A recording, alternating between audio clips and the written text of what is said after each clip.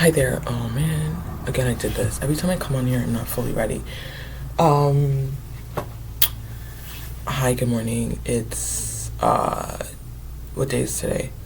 September 20th. Before I get into it, I should have pulled it up.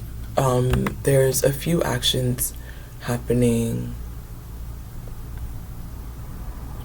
all over Canada today. Today, like I said, is September 20th. Let me see. 1 second, okay?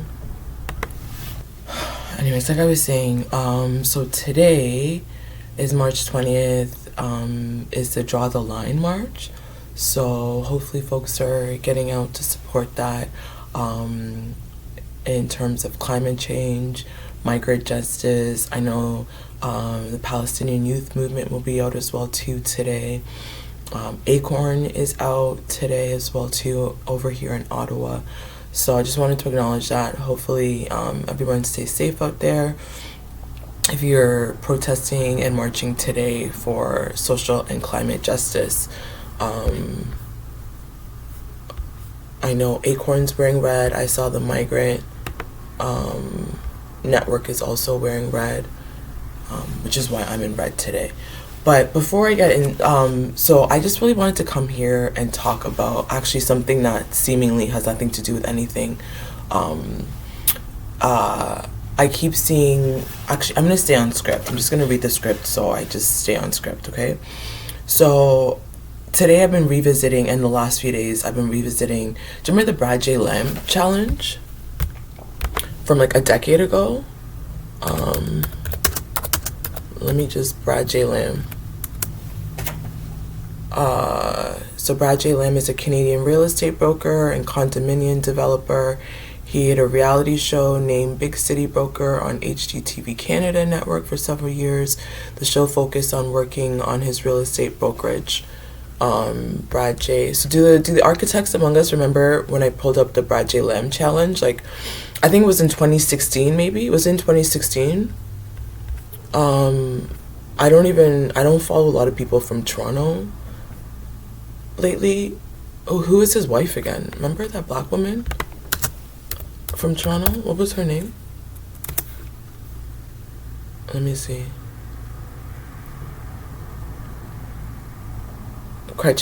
Catriona and her husband, Brad J. Lamb. No, was that her?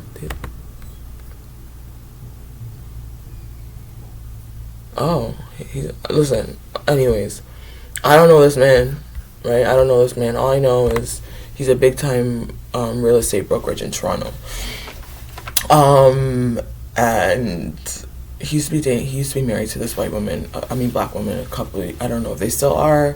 I used to follow her. I'm trying to think of her name. I can't think of her name right now. But Toronto. So about a decade ago, I think it was 2015, maybe 2016, I remember this thing came up where I saw an interview where Brad J. Lamb was like complaining about how it's really hard to make moves when competitors are watching you, right? As a real estate broker. And I just like laughed at the time because I was being surveillance. Everybody was lying to me about being surveillance. Nobody was stalking. Nobody was watching. I was completely crazy, right? And so in real time, my quote unquote enemies, or just maybe not my enemies, but just people were having access, way too much access to me, watching me try to build a career. And here are other professionals being like, it's really hard to build a career when your competition is watching your every move.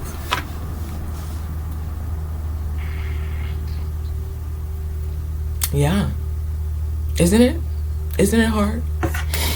And so I basically, as a joke, I was in my own world. I made up the Brad J. Lamb challenge, which was basically just keep pushing. Even if your enemies and your competition is still watching you, just keep pushing. Just keep doing yourself. You know, if somebody takes an idea you had, you probably taken an idea somebody has. Just rework it, recreate, pivot. Just keep trying, right? Just keep trying. That was 9 years ago, and I feel like it's still relevant now because I still see now that more people are realizing, now that we have like Bill C-2, people are like, oh my god, surveillance, right? Oh, what are we gonna do? Our competition is watching us. Welcome. welcome, right? Now though, the white Jewish boys are getting canceled. Not really getting canceled. This is under an authoritarian state. I think somebody's post was like, was it Joel? Dr. Joel was like, it's not cancel culture. Cancel culture is like a collective coming together to stop something. This is just authoritarianism, right? This is just fascism. So I appreciated Dr. Joel Bevel sharing that. But now it's hitting, now we're seeing, right, Kimmel's and all of the late nights are getting canceled or suspended. Everybody's like, oh, what happened to freedom of speech? Welcome. You're a decade late, 2 decades late for some people, right? Now people are getting the Palestinian treatment, and they're just like, oh my God, this fascism. But a lot of you are going to have to think about, how do you build a career when your competition is watching you? Quite literally, when the government is watching you, right? A lot of people, they talk about how black women are the canary in the gold mine. A lot of black women have been figuring out how to launch businesses creatively when literally their enemies are watching them, right? When white supremacists are, when AI technology, when tech billionaires, like, it's not new. But I see that when it starts to hit certain people that we value, now everybody is shocked, right? When the black women who are getting doxxed 10 years ago, it was like, oh, well, they deserved it. Now people are getting doxxed, that you guys, your faves are getting doxxed, and you're like, oh, doxing is so bad. Oh, it's terrible. What has the state of the world come to? It's come to what it's been for a lot of us. But I just wanted to talk about that, right? Is just when, complaining, let me just stick to the script. When I see people being like, don't tell people what your next moves are because your enemies will pray for your downfall and it'll never happen. I just invite you, yes, that's true, right? Don't be going around telling everybody everything, because people will sabotage it, including yourself, right? I was my own biggest op at the end of the day. Right? My enemies didn't really have anything on my own foolishness. But also, just remember that you're speaking from a vantage point of, like, you don't think that you're already being surveillanced, or you think that you have escaped somehow, or that you have privacy more than the next person. Unless you're a multi-million-dollar entity, right? You probably are not being surveillanced the way you probably don't have privacy the way you think you do. You just don't. Unless you're a big-time billionaire, you probably don't have privacy. Privacy is an illusion. I hate to break it to you. I don't mean to burst your bubble. I don't mean to get up on here and be negative. But, like, the illusion of privacy is still a very big thing, right? A lot of people still think they have privacy when they don't. So more than likely, somebody somewhere is watching you, right? I just wrote these on pieces of paper that I got from a legal clinic, the Ontario Legal Information Center, because I went to a legal clinic, right? I'm not making this up.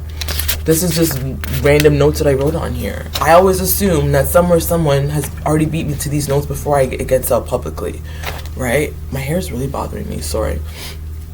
And so that was the original Brad J. Lamb challenge for me a decade ago, is how do I still make little small moves? How do I still live authentically? How do I still need what it is that I need to do, knowing that my biggest enemies, that there's a white supremacist bigot out there who hates black women, might even be a black man. There's somebody who hates me, and is watching me, who knows that I'm submitting to these publishers, to these agents, right? And then we get on here and tell people, and people are like, oh, well, you shouldn't have told them, that's why it didn't work out. Do that. I want you to practice that. Don't fear it. Maybe it'll never happen, but do you know what?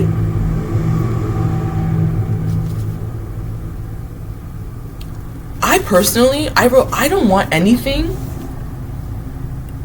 I don't want it if the devil could destroy it. Personally, that's some weak shit then. I don't want that. I'm glad it didn't work out. If that's all it took for the opportunity to flee, for the door to close, I don't want it. I'm glad it got blocked from me. Right? So I mean, yes, be afraid to tell people stuff because there are bad mind and there's evil eye, but you also have to trust that something is more powerful that's going to work out for you. We can't always be in fear-based movements or moving around in fear, right? And again, look at me, a lot of things don't work out. But at the end of the day, I'm so glad. I look back at things that didn't work out and I'm like, I'm glad that did not work out for me. If it was that easy for the door to close, if it was that easy for you to be finicky to switch up on me, then I actually would not want it. I don't want nothing unless I know that the devil couldn't touch it. Unless a white supremacist couldn't touch it. Unless a Zionist couldn't touch it. Then by the time it gets to me, I know that it's passed through all of your stages. It got through the white supremacists. It got through the incels. It beat the red pills. It beat the Zionists. It beat all of my haters. This, I got it, whether it's love, family, friends, I know that the ones that really stick around were the real ones for me. Because all of that weak shit that falls apart, then that wasn't for you. So let them steal your ideas. Go recreate and make it better. Again, I'm not saying, I don't want to mean to undervalue how hard it is. Trust me, I understand how hard it is. Right? But again, there's nothing new under the sun. You have to put aside that ego. It's actually not about me. The things I create are actually not about me. It's bigger than me, right? And it reminds me of like how some girls are like, oh, don't post your man online. As soon as you post your man, here comes somebody being like, oh, he did this. That's when you want to post somebody right away, quick time. Here's who I'm dating. Please tell me, is this a good person or not? But if there's that fear of showing or presenting something to somebody because you're afraid you're going to lose it, then I fear that you already know that you're going to lose it. Then it's not for you. It's not strong enough. If I'm afraid to tell people my new crush because I think that like now somebody's going to plant a seed of doubt in them and they're no longer going to like me, well then guess what? Here's who I'm crushing on. Please burst that bubble quick so I can move on. Because if you did not survive my enemies, they got so quick into your ears and you're like, oh yeah, maybe I shouldn't be with this one. Thank the Lord. That is protection. I just want you to reframe that. Because I still see a lot of people that are afraid to tell people stuff. They already know. People know. You have to assume. In this day and age, AI knows, your phone is listening, something, and not to be paranoid, but like at this day and age, when I sound like a broken record at this point talking about surveillance. Right? So to think that like you're doing something and it's not getting out, what if it was getting out? What if your competition was seeing your book proposal? Right? What if your enemy is praying for that downfall as they see you apply for that job? Who cares? Let them. If you are strong enough to ruin all of it, then please ruin it. Because if you were able to influence that, then I don't want that. Because I don't want you. I don't want nothing to do with you. And if you, again, it was so easy for you to influence this thing, that this thing no longer wants me, that this thing no longer wants to, then please, with quickness, remove that from me. Remove that from me. That's not a loss, actually. And I think a lot of us are afraid to tell people stuff. We're afraid to, because your enemies, who cares? A lot of us are our own worst enemies. So I just wanted to put that out there. Is as you're marching today, think about like asking government to draw the line. Where do you draw the line in your own personal life? When you know that somebody's being surveillance, can you tell them? Or do you sit there and pretend you don't know? Because how are you any better than how? Right? Where is the state in you? I saw Toy Marie today being like, some of you are parenting like the state. A lot of us move like the state. Let me go see if I can find it. 1 second, let me see.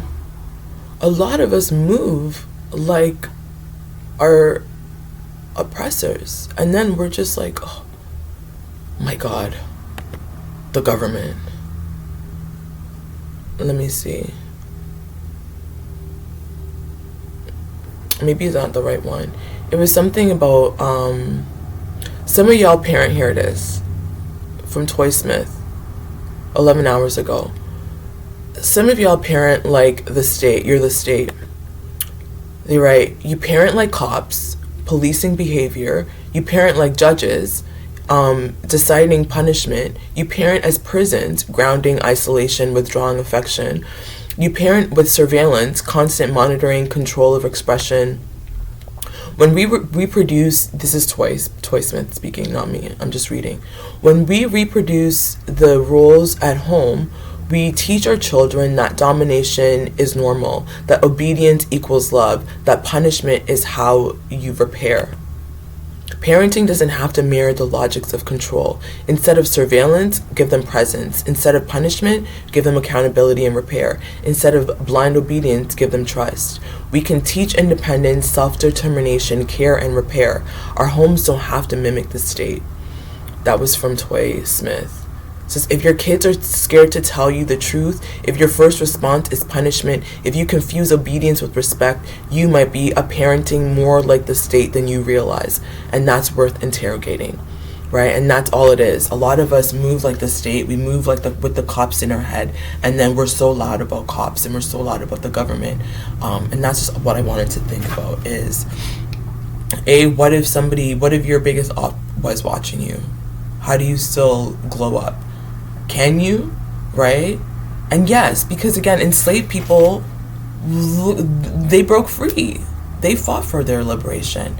Right? I think this is what it comes down to, is how do you still, knowing that you are under conditions of surveillance and oppression and literal genocide for some people, right? I'm thinking about those in Sudan. I'm thinking about those in Gaza right now, in the West Bank, in Somalia, in Tigray, in Haiti, right? There are people who are right now under forces so ginormous. But again, look at the Haitian Revolution, right? I think it was Tatiana Terrell recently in one of her free classes that actually brought up the Haitian Revolution and the influence of spirituality, right? I don't remember which deity she said they prayed to, but don't forget the spiritual elements of it. It's not just us alone here. There are folks on our side.